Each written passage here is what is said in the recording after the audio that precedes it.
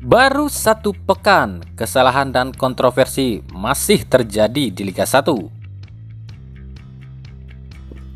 Membedah kekurangan Persib di laga perdana. Jackmania laporkan Boboto. Dan berita dari sejumlah klub Liga 1. Assalamualaikum warahmatullahi wabarakatuh. Hai Rio Hotspot lovers, inilah Rio Hotspot untuk edisi kali ini. Tapi seperti biasa, sebelum kita lanjut ke videonya, saya tetap mohon dukungannya untuk channel ini agar terus berkembang dan bisa memberikan berita-berita informatif yang tentunya semoga saja bermanfaat untuk kita semua. Dengan cara klik subscribe, aktifkan juga notifikasi loncengnya, like, share, dan juga komen. Dan inilah Rio Hotspot selengkapnya.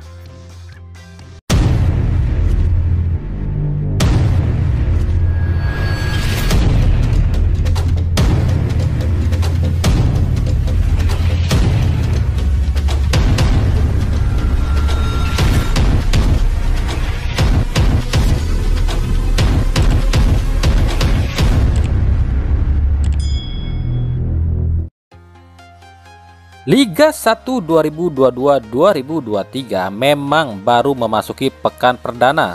Saat berita ini dibuat Senin 25 Juli 2022, memang belum semua tim bertanding. Tapi meski demikian, ada beberapa kesalahan, kekurangan dan pelanggaran yang dilakukan baik oleh penyelenggara maupun tim Liga 1. Di antaranya soal regulasi yang dilanggar, yakni soal regulasi memainkan pemain U20 di setiap laga minimal satu pemain. Sejauh ini ada beberapa klub yang tak memakai atau tak memainkan pemain U20 di timnya, yakni PSIS Semarang, Rans Nusantara FC, PSS Sleman, Madura United, Bali United, Borneo FC, dan Arema FC. Lalu apakah regulasi pemain U20 ini dicabut atau memang PT LIB lupa?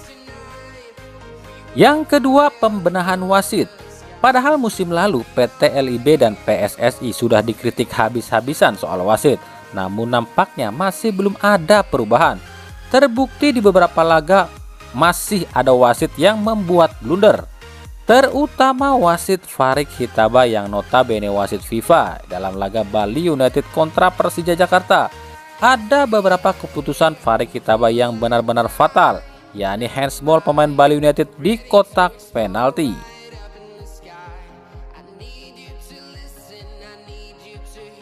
Hal ini mengingatkan kesalahan Farid Hitaba di saat Liga 1 musim lalu, yakni antara Persib Bandung dan Bali United, di mana Farid Hitaba pun tak mengesahkan handsball pemain Bali United Leonard Tupamau di kotak penalti.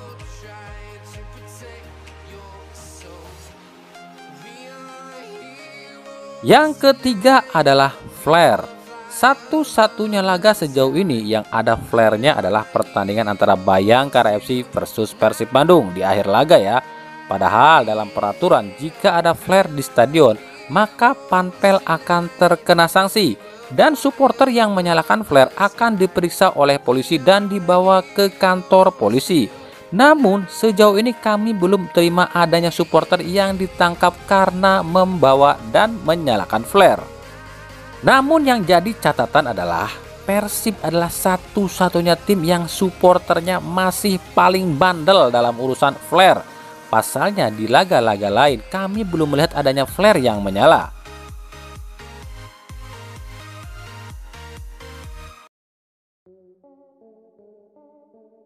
Dari Persib Bandung, usai hasil imbang dengan Bayangkara FC, ada beberapa hal yang disoroti dari permainan Persib Bandung dan hal yang terjadi.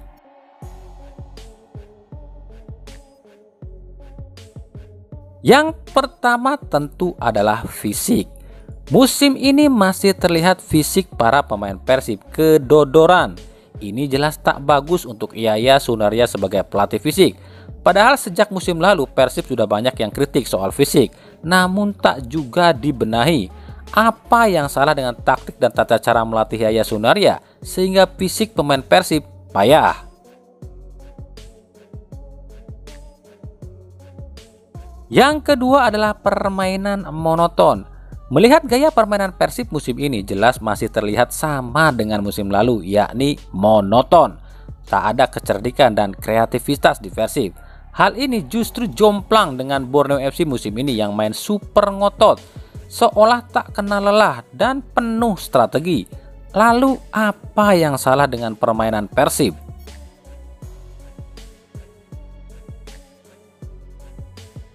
Yang ketiga adalah Daisuke Sato.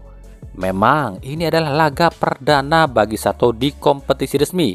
Ia masih butuh adaptasi. Namun jika melihat posisi dia sebagai pemain asing, seharusnya ia bisa lebih jauh lebih baik dibanding wingback lokal. Bahkan performa Sato tak jauh lebih baik ketimbang Zalnando saat dipasang jadi wingback.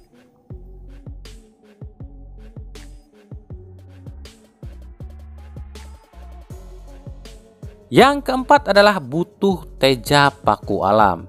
Kami sering bahas ya, jika kelemahan Fitrul Dwi Rustapa adalah keputusan atau timing. Keputusan Fitrul sering salah, di antaranya soal blunder memberikan bola pada Robby Darwish ya, yang seharusnya Fitrul bisa melihat pemain yang lebih bebas pergerakannya dan lebih matang, baru memberikan umpan.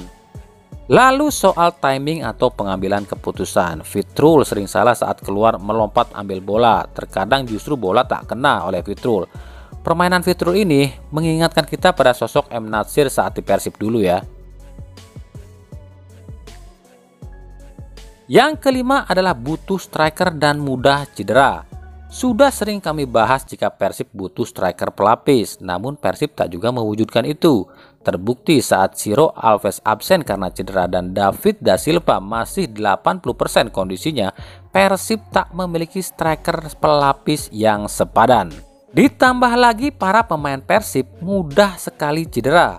Baru satu laga Persib sudah harus kehilangan 3 pemain, yakni Beckham Putra yang harus absen 3 pekan, Robby Darwish yang harus absen 1 pekan, dan David da Silva yang harus absen 1 pekan.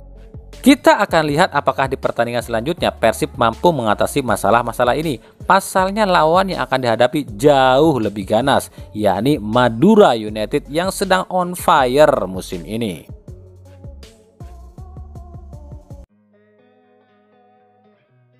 PSSI kabarnya akan melakukan investigasi atas kinerja 2 wasit yang berlaga di pekan perdana Liga 1, yakni Farik Hitabah saat laga Bali United kontra Persija Jakarta dan wasit Yeni Krisdianto saat laga PSS kontra Rans Nusantara.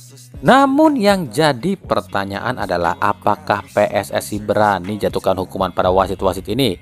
Jika pada Yeni Krisdianto mungkin PSSI bisa saja lakukan atau jatuhkan hukuman ya. Tapi bagaimana dengan Farik Hitabah?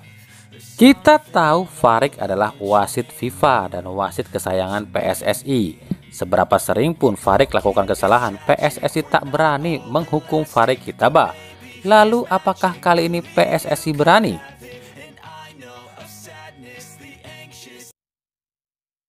Dari Persija Jakarta, para Jackmania meminta pada kepolisian dan pihak PSSI untuk menghukum oknum supporter Persib. Loh, apa sebabnya? Kejadian ini berdasarkan beredarnya sebuah video di dunia maya. Dalam video tersebut, terlihat supporter Jackmania yang diserang oleh oknum supporter yang memakai jersey berwarna biru atau dianggap itu jersey Persib. Video ini diunggah di akun Instagram @merekamjakarta. Padahal dalam video ini belum jelas terlihat apakah pelaku itu oknum supporter Persib atau bukan. Karena si pelaku memakai jaket hitam meskipun di sekitarnya ada orang yang memakai kaos biru. Kejadian ini terjadi di stasiun Manggarai yang notabene aneh jika ada supporter Persib di situ. Karena Persib tak main di Jakarta tapi main di Bekasi. Namun menurut sumber informasi yang kami dapat, oknum tersebut di stasiun Manggarai untuk berangkat ke Bekasi demi menonton laga Persib. Masalah awal kejadian ini pun kami belum jelas hingga saat ini ya.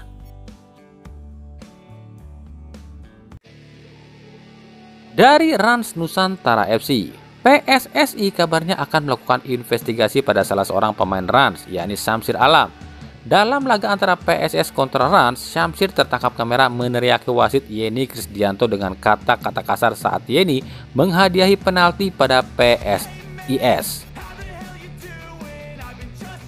Namun menurut Syamsir Alam, dirinya hanya berteriak, itu bukan pelanggaran, dan tak menyebutkan kata-kata kasar alias wasit goblok. Namun hal ini masih dalam investigasi. Jika terbukti Syamsir ucapan kata-kata kasar pada wasit, maka Syamsir terancam hukuman larangan bermain hingga mungkin 1 bulan dan denda uang juga. Dari Barito Putra, usai dicukur Madura United 8-0, para pendukung Barito justru menginginkan Persib kalah terus. Loh, kenapa? Tujuannya bukan untuk jatuhkan Persib, tapi para supporter Barito ingin membuang Dejan Antonik dan merekrut pelatih Persib Robert Rene Albert. Jika Persib terus menang dan atau imbang ya, dan masih bersaing di papan atas, tentu sulit bagi Barito Putra untuk rekrut Rene Albert. Pasalnya pasti pihak Persib mempertahankan Rene Albert. Sementara jika Persib berada di papan bawah, Persib pasti melepas Robert Rene Albert. Dan di saat itulah para supporter Barito akan meminta pada manajemen Barito untuk merekrut Robert Rene Albert. Para supporter Barito mengatakan jika para pendukung Persib terlalu tinggi permintaannya pada Robert Rene Albert. Padahal menurut mereka Rene Albert itu pelatih yang bagus dan diyakini mampu membawa Barito juara andai direpas oleh Persib Bandung.